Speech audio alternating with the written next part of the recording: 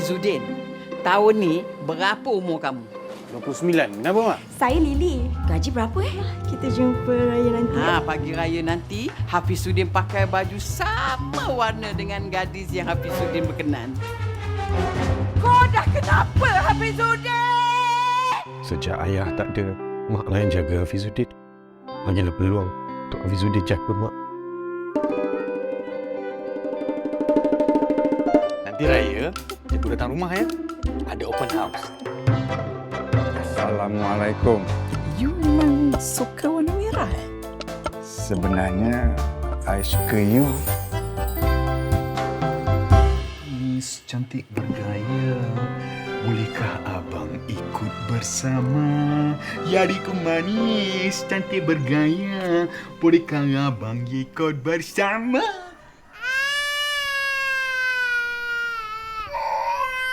Alah, dia test vokal pula. Hai, nasib baiklah putih macam bapak dia. Hai.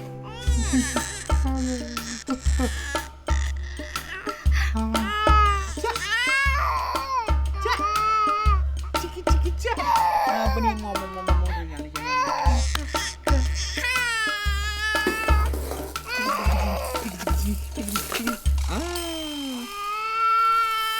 Air panas satu, air biasa 6. Air panas satu, air biasa 6. Susu berapa? Susu 6 mantap lah. Biar lebih tak apa, jangan berkut dengan budak-budak. Biar lebih.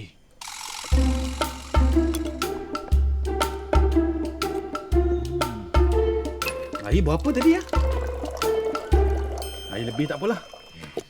Air panas satu. Kejap. Jangan nangis. Kejap. Dah siap dah. Wah, mancut-mancut.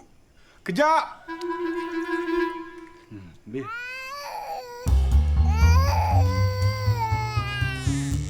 Tolonglah, jangan nangis.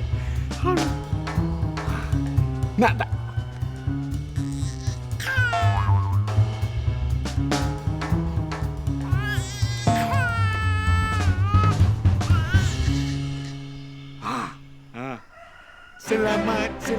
Selamat hari raya. Ampun maaf dipinta manusia yang dosa. Hoi. Nak full concert? Okey. Bersilain. Selamat hari raya. Hey, selamat hari raya. Ampun maaf dipinta mensuci hening dosa. Selamat hari raya. Baby tolong diamlah. Hello ChatGPT. Kenapa budak-budak nangis pagi raya? Kalau ikut pencarian, dia mungkin rindukan mami dia. Rindu mami dia?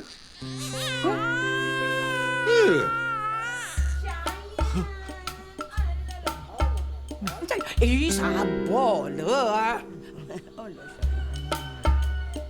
Hai, dengan mak dia diam terus. Oh, saya ni interim je rupanya. Nye, anak daddy. Penat ke jaga dia sendiri? Daddy, sejam dah rasa macam full package dah. You, dia penat lah. Seorang je lah Gelak tu macam nak tambah